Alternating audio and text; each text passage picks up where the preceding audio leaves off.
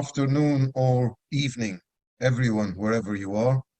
And allow me to introduce the topic of the day today. The topic of this webinar, we have a very interesting topic for you today, which is HR tech trends in the GCC.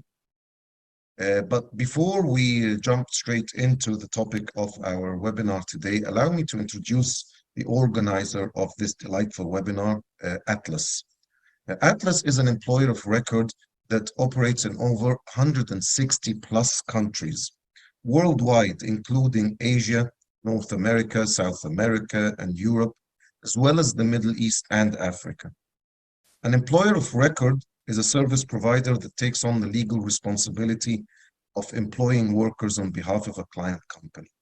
This means that the EOR, or the employer of record, handles HR-related tasks such as payroll processing, benefits administration, and tax withholding, while the client retains control over the day-to-day job duties and management of the workers. As the legal employer, Atlas follows all statutory obligations prescribed by law in dismissing employees and making sure the dismissals are substantively and procedurally fair. If you're interested, more information is provided on the Atlas website link, which is provided in the chat box. So allow me, without further ado, to introduce to you the distinguished speakers of our webinar today, Mr. Rohit and Mr. Moetaz. Rohit, let's start first with an introduction of Rohit. Rohit is a CHRO and certified executive coach with over 14 years of experience in aligning organizations with their strategic agenda and managing transformation across 20 countries. He has worked extensively with board members and C-suite leaders in driving optimally sustainable organizational performance across a diverse range of sectors, covering organizations with varying ownership models and at different stages of their business life cycle. Moetaz, on the other hand, is a passionate speaker with over 10 years of experience in strategy, organization development, change, and culture. He inspires organizations to view their people as valuable resources and has a proven track record of success in this area. Now, before I move on to the questions we have lined up for our distinguished speakers of the day, I'd like to ask you, please, Moetaz and Rohit, to introduce yourselves in your own words. So let's start with Moetaz this time. Moetaz, could you please introduce yourself to us? Sure. Thank you, Mostafa. Thank you for Atlas for having me. Thank you for Rohit for being in the panel. And of course, the big thanks go for our attendees today and participants. I'm Moetaz Soubjaki, currently based in Riyadh and in Saudi Arabia for the last 10 years, working with Tharwah as practice leader for performance management, organization development, and transformation. And for the last 2 years, I have been engaged in more than 20 projects in organization transformation, human capital development, and strategy. So I'm very happy to be here, and let's have and share some insights about HR technology today. Thank you, Moetaz. Delightful introduction. How about you, Rohit? How would you like to introduce yourself to us, please? I think you did a great job, Mostafa, in introducing me. And I don't think I can follow suit to that. So it's a pleasure to be here, Moetaz. I look forward to a conversation. Atlas, thanks for having me here. And of course, it's a pleasure to meet all the participants in this conference. So shall we? Thank you, Rohit. So you're happy with the introduction I made. You have nothing to add. That's fantastic. Absolutely. Great. Thank you so much, Rohit. Thank you so much. Okay, so I think this only calls for us to jump straight into the questions we've prepared for this webinar today.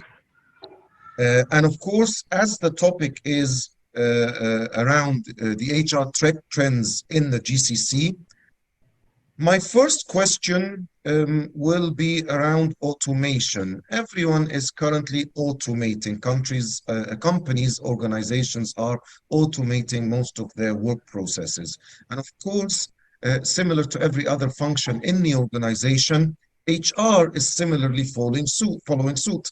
And HR is also, in many companies and organizations that I have had the privilege of visiting, HR, if not has fully automated its functions, but is in the process of automating a lot of its functions. So my first question to you, gentlemen, will be, what role can automation play in HR processes in the GCC? Does automation really have a role to play in the different HR processes in the GCC?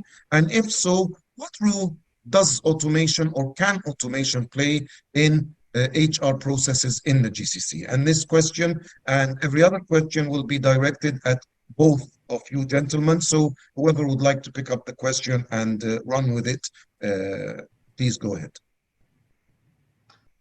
Moetaz, why don't you? Thank you, Mostafa, for this question. Yeah, definitely HR technology and automation have played a major role and important role within the GCC.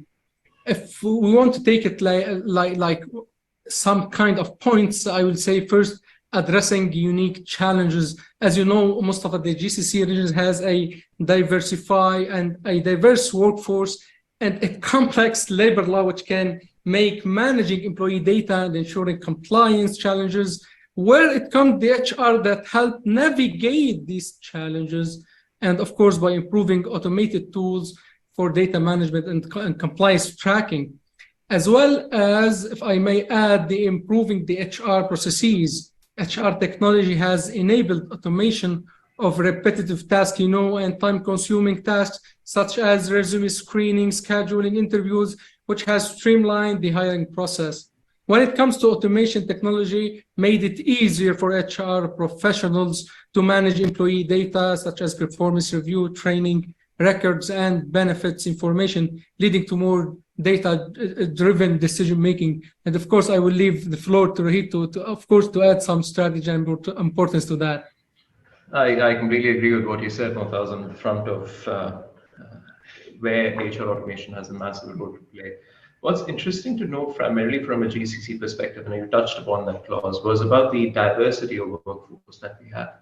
It's not only the diversity associated with people from all walks of life from different countries, it's also the diversity in terms of the qualifications that we carry. So, and managing such a diverse force, which is extremely transient in nature, primarily when you look at the GCC structure.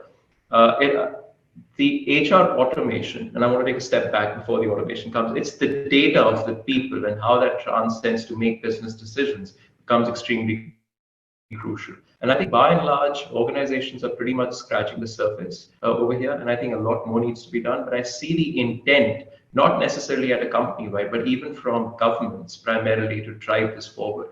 And I think that's what's literally stemming the surge or the tide when it comes to HR automation in the space. It's primarily being led inherently by institutions. And that's a first and a global front.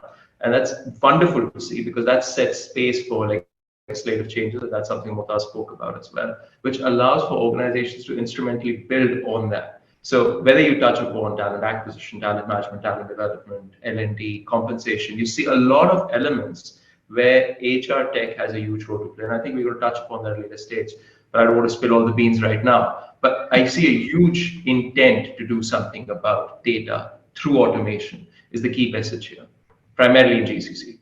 Yeah. Lovely, fantastic. Moetaz, anything to add to that? Yeah, actually, Rohit nailed it, actually. And I would like to add, staying competitive nowadays is important. So when we have the HR technology edge, organizations can stay competitive when it comes to retain top talent through an experience for them. So building an HR technology, it's building a new experience for the employee. So you stay competitive by retaining top talent through this experience. This is what comes to my mind when Rohit was adding his part.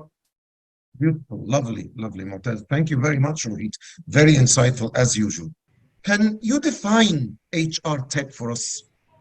It's, as the name suggests, it's basically an ecosystem of different platforms pertaining to HR, which come together, and as Moetaz earlier mentioned, to deliver an outstanding employee experience. So when you're looking at talent, let's just map out a talent lifecycle for the ease of discussion, right? When a talent joins the organization, so even before they identify themselves and begin joining the organization, there are various touch points that they have within the organization, right? That goes through various silos if you look at an organization structure. What HR Tech allows you to do is cut across these various silos of an HR structure and bring them together. So think of it like a master database management mapped across the entire employee life cycle. So before you identify the talent, to the time you select the talent, brought them on board, they grow within the organization, they're retained, interventions are taking place, they grew within the organizations, they possibly leave alumni status, they come back. That entire space, there are various touch points which they're looking at, right? From talent acquisition, ATS, or from learning and development, LMS, to an HRIS platform, from a compensation. If all of that comes together to provide a seamless employee experience at the end, and rather than your data flowing through various segments, but it comes together in an ecosystem which allows an employee, and as an organization. You're with us, right? Good. Yes, so absolutely. like I'm saying, it's a delightful, I mean, I could actually picture it while you were describing, and it's like you were painting a picture. So you say that, no, really, it's really delightful.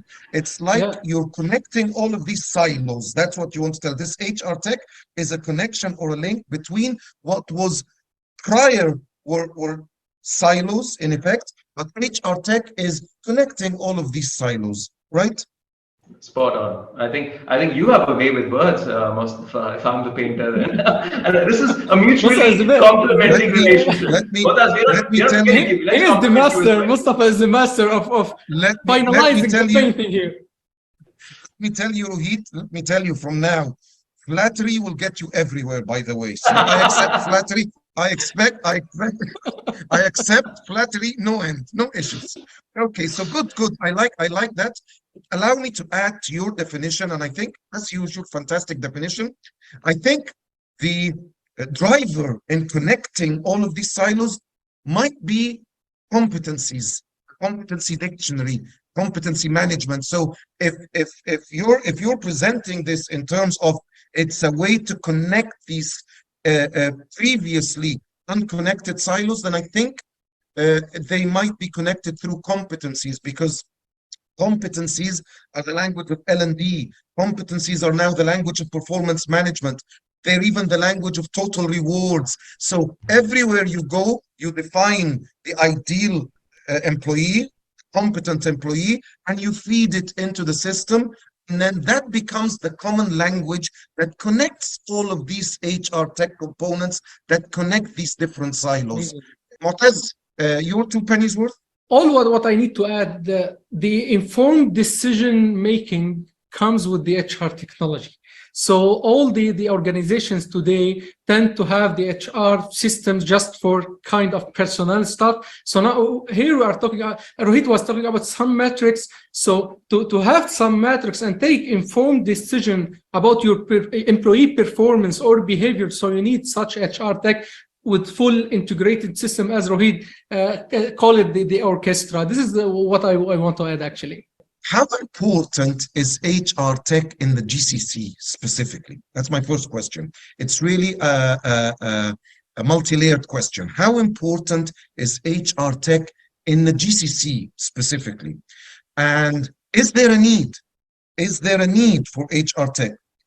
And if we decide that there is a need, how can HR Tech help organizations in the GCC achieve their business objectives and drive growth?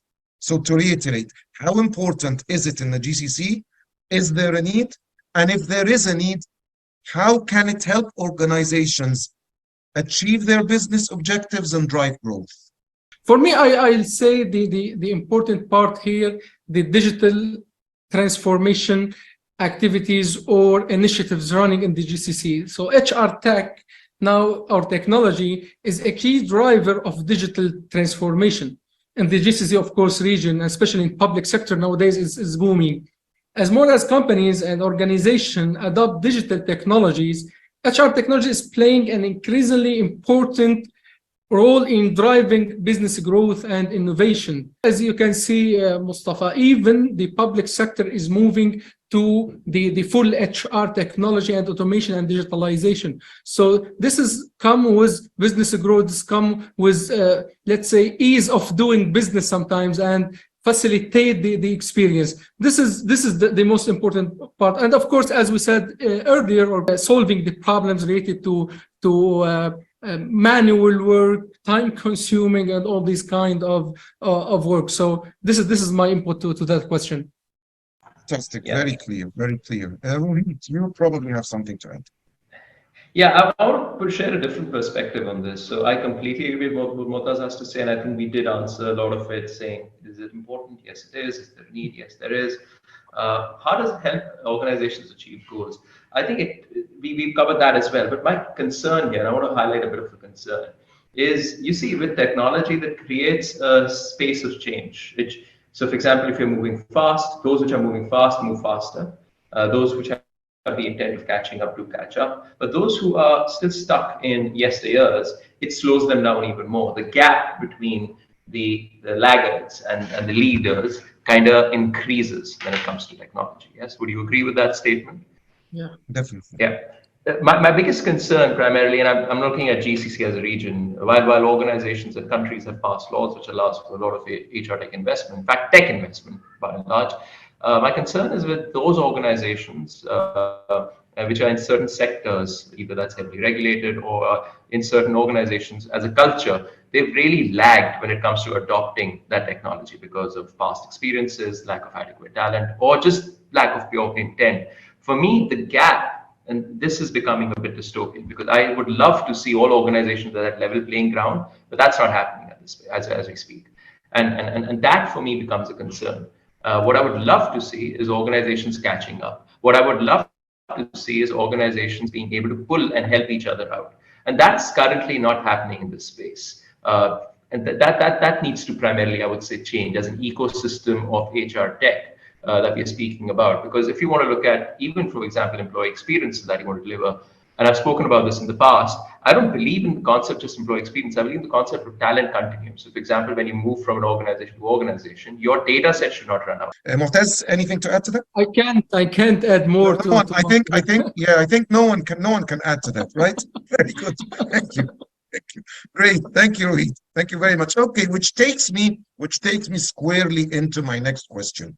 I'd like to ask you both, gentlemen, are some of the current trends, the trends nowadays in HR tech in the region, trends, I think, such as probably cloud-based HR systems, or the cloud, to be specific, artificial intelligence, which is taking off in a great way, machine learning, natural language processing, predictive algorithms, cognitive processing or neural networks, employee engagement platforms, virtual recruitment solutions, mobile applications, and of course, nowadays we can't not mention ChatGPT and similar technologies.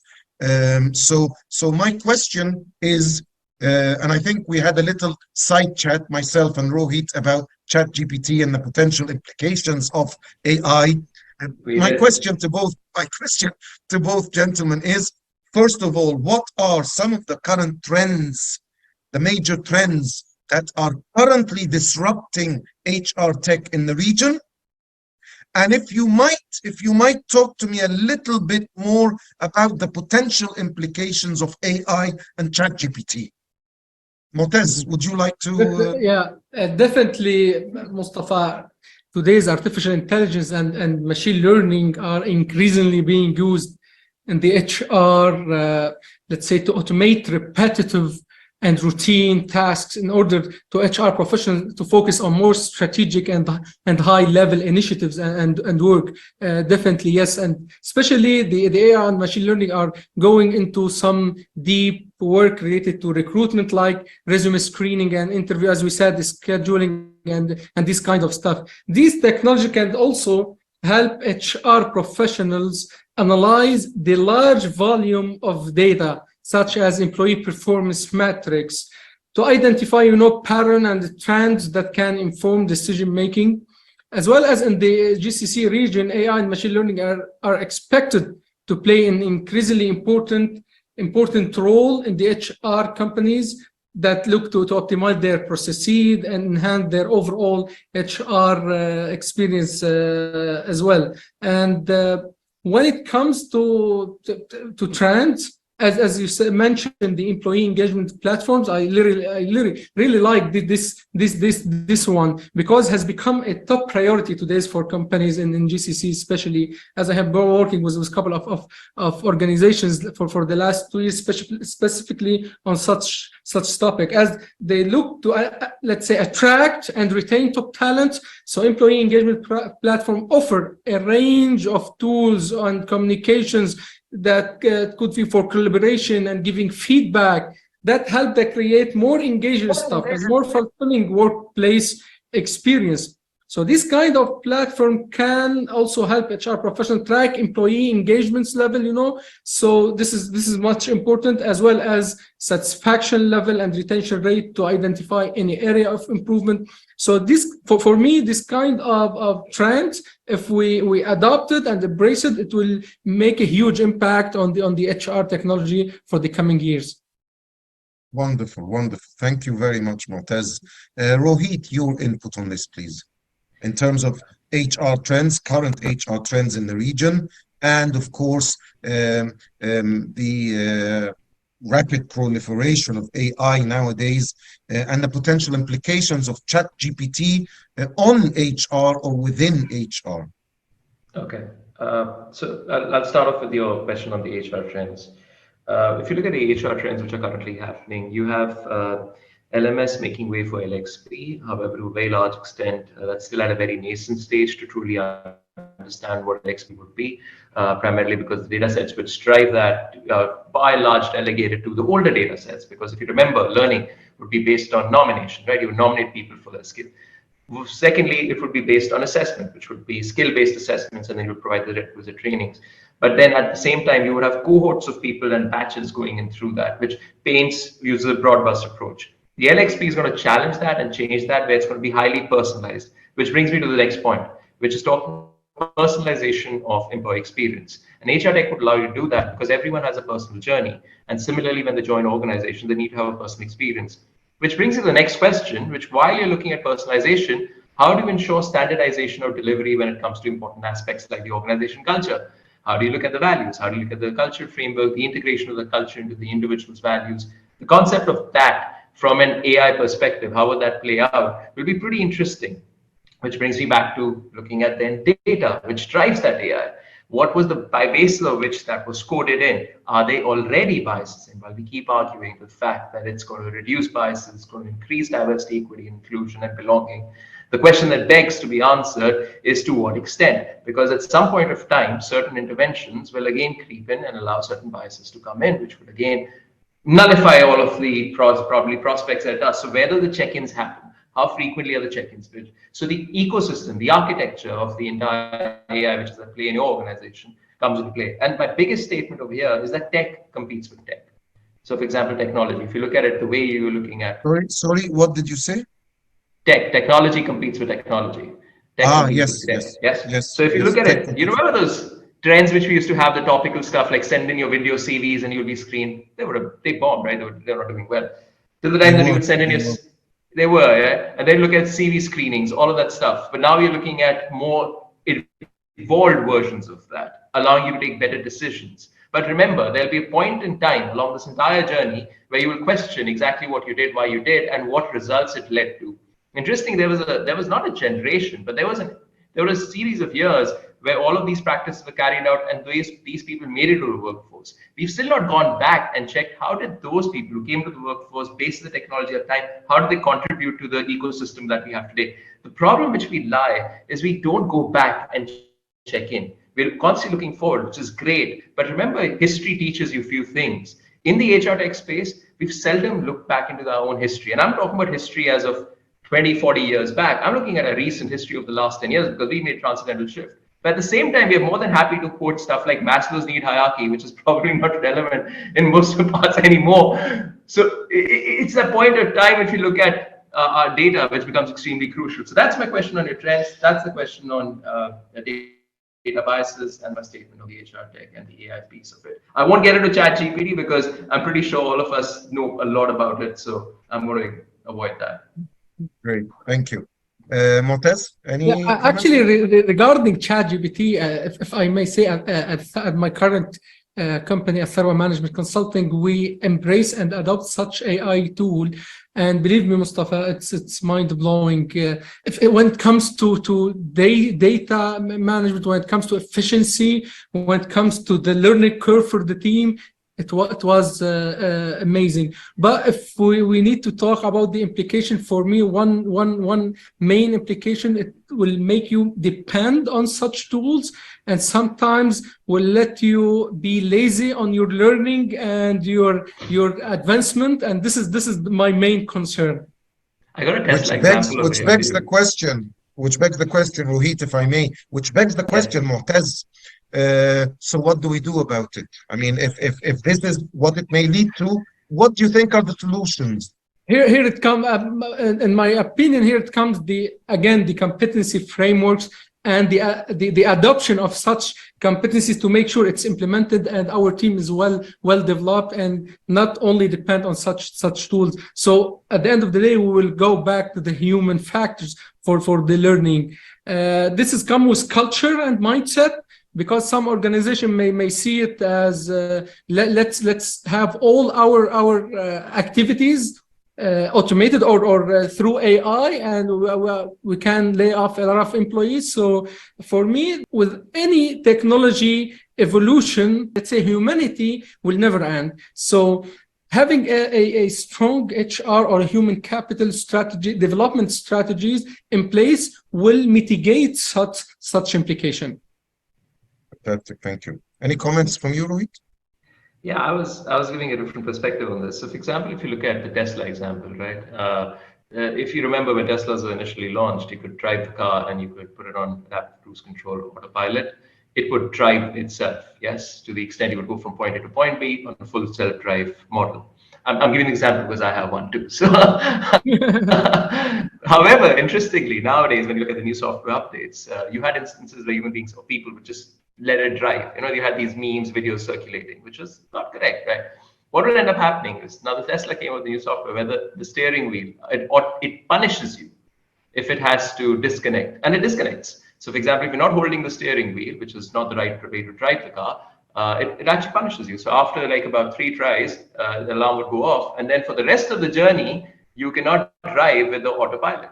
So you need to realize that technology can be coded to look at and drive positive behaviors. So if you're misusing technology, technology still can be coded. I think that becomes crucial, is where we decide to tamper with and that's why, remember I said, how do we prevent bias from coming in? Who are we and when do we decide what is right, what is wrong? And that's where the human consensus comes into play. And I think to that extent, we are yet to leverage blockchain. From example, HR policies. To a very large extent, I remember speaking about this on YouTube, this is LinkedIn, you can check out the video. It's about where we leverage blockchain to actually drive human behavior or human decision making into technology. And that's where we truly revolutionize the space of AI or tech, HR tech going forward. I think you're opening up Pandora's box there, Rohit, and I for one have so much input, I think, which I can bring to the conversation, but I think this merits a separate webinar unto itself, which will be about around the implications of AI on HR and the workforce. And I think, of course, I love that. Atlas, the organizers are listening in on this, and they probably might decide to run a second webinar focused or dedicated specifically on AI and its implications. So moving forward to the next question. Of course, COVID-19 was a wake-up call. It was a trigger, in a sense, in many industries and not just within HR. But when it comes to HR and HR tech, how did the COVID-19 pandemic impact the adoption and use of HR tech in the GCC? Was it the same before and after, or was there a significant difference? Right, it's your call now. I thought we were moving ahead, but it turns out we're moving back to COVID-19. Okay. Mostafa took us ahead and back at the same time, Okay. It's like it's a flashback, Rohit. Yes, going back and forth through time. It's a time machine. You know, I'll tell you what. Again, remember I said this. I said we are not great at analyzing history, and if I look back at, and I think we as people, we don't take decisions which are what's the right word I'm looking at? I want to understand how when we take decisions, I think we have a very short-term outlook to things. For example, when COVID started, we all said, oh, we'll just go back to normal, we'll go back to normal. And the next thing you know, there was a knee-jerk reaction, and few organizations, few governments took great stances to ensure remote working happen. For example, you've seen that in the GCC, and it's brilliant work being done in the people front. Love it. Literally, GCC is leading this the entire curve when it comes to redefining people practices and in the HR tech going forward. But interestingly, there's still these organizations and certain institutes which want to go back to what it was. Whether that you look at 5-day work week models, whether you look at working from office versus remote working or hybrid working models, whether you're looking at shorter work hours versus longer working hours, you're looking at all of that structure. What's interesting is what did we learn from it and what we have then done basis that. And that kind of defeats it when especially the tech companies go back and say, wait, it was working great, but still let's just go back to this, which is counterintuitive to an extent, right? Because you have huge asset bases, you have huge buildings, you have huge campuses which are lying vacant. Could be one of the undermining reason, we don't know. But the interesting thing is we always argue that it's because of collaboration. But wasn't collaboration the way when we had the Zoom era and the Microsoft Teams, we could collaborate a lot better because people come on time, meetings would end on time. So it's the argument which can go either way for me, by and large. And what I would love to see right now is, again, when I said something very beginning, I said personalization of work, but at the same time maintaining standardization. I think that needs to be the base of building the HR infrastructure of the future. Currently, we're not doing that. What we're trying to do is, again, fit everybody into the same mold. For example, you could, Mostafa, work very well out of your home versus probably Moetaz, who prefers to come to office. Why can't we give that option to both of you, and at the same time to allow you to collaborate, come at a common ground and a common understanding, which could be through teams or different workdays. We've done those models. They've worked successfully. I would not like to go back rather than move forward. Like what you just said, right? You said, let's move forward. Let's talk about COVID-19. You took a step forward and you took us two steps back. I would like to continue this momentum going and see where it takes us and then learn from it. And I think that's where we are lacking a bit of attraction. GCC is a different story altogether. GCC is continuously moving forward. And that's what I like about this entire region primarily. Yeah. Thank you. Moetaz. Yeah, I totally agree with Rohit. The learning part within COVID, if you see Mostafa and Rohit, the organizations learn the importance of data-driven decision-making in HR when they have the social distancing stuff and remote working. So they need something to, let's say, provide business with real-time insights, if I may say, into employee behavior and performance. So this, when it comes to the adoption of the HR technology, allowing them to make informed decisions about their workforce was the most important part within this context. And as Rohit said, I will embrace what he was saying, that let's count on it. As COVID impacted a lot of organizations, of course, shift their work to remote working. Till now and after post-COVID, I have a lot of organizations that I worked with. They kept their policies of remote working and distance working related to the teams. So here it comes, the technology has facilitated the shifts toward more flexible work arrangement. Overall, the COVID pandemic, of course, accelerated the adoption of the HR technology in the GCC region, as well as COVID-19 pandemic has been, if I say, the catalyst for change in the HR technology landscape. While there have been challenges in the adoption, the implementation, businesses have embraced the HR technology as well. This is my input to that. Lovely, thank you. Now we've roughly got 2 minutes left, and I want to pose 2 questions to both of you. So the first question. And I'll direct this to Moetaz, please. And of course, you're welcome, Rohit, if you have input on it to respond to. First question will be, Moetaz, in what ways can HR technology be leveraged to forecast employee behaviors, such as predicting when an employee may decide to leave the organization, for example, or what we call the fight or flight or risk of flight metric. Yeah. So how can we leverage HR technology to forecast employee behaviors, Moetaz? Actually, I love this question, Mustafa. It's really important. HR technology can be used, as you know, the predictive analytics. This predictive analytics is a method of using data, statistical algorithm, and machine learning techniques in order to identify the likelihood of future outcomes based on some historical data. If we can give an example, like in the case of employee behavior, predictive analytics can be used like employee demographics, performance data, and engagement data to identify like patterns and predict future outcomes.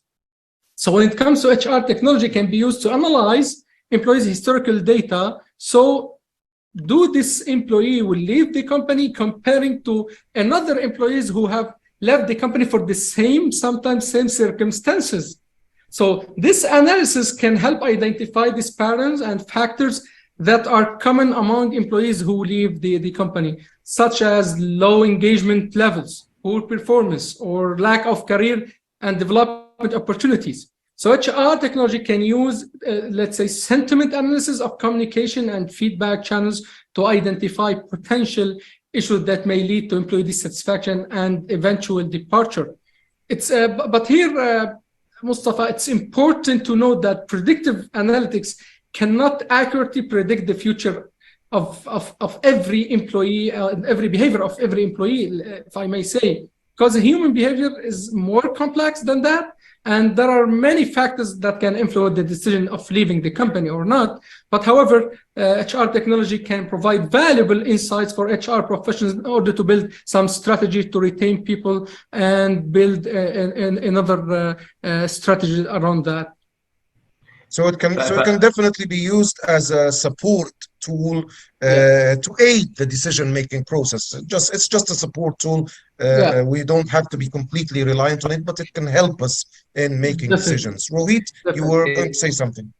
Yeah, absolutely. It's a support tool. It gives you points you in the direction, but you decide whether you want to do something with it. The intent still rests with you. In the future, possibly the intent, which is the decision making, would also be factored in.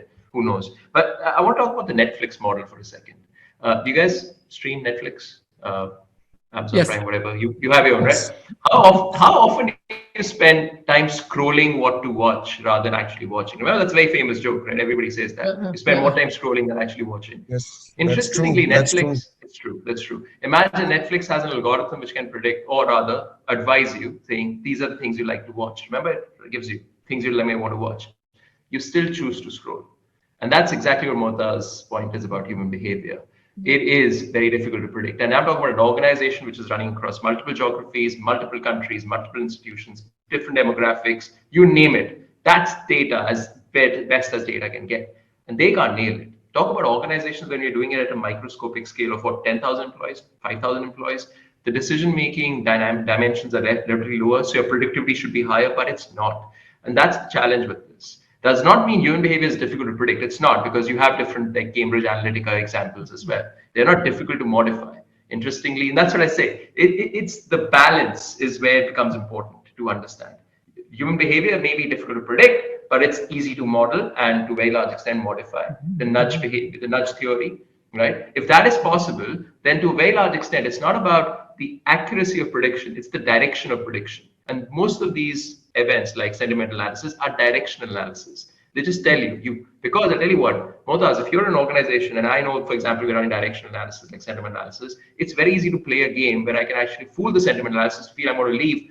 And if I know as an organization has a policy where every leaver or every dissatisfied employee gets a 5% raise, what is the behavior that I'm creating? I'm creating a vicious cycle. So the intent always comes back to that. What do you do with the data? Are you doing the right things with the data? Are you driving the behavior with that data? Because for next thing you know, you're being taken for a ride because you've just not taken the right decisions to do something with that data, right? You're promoting people to actually hate your organization and say that they're going to leave in this case. Fantastic.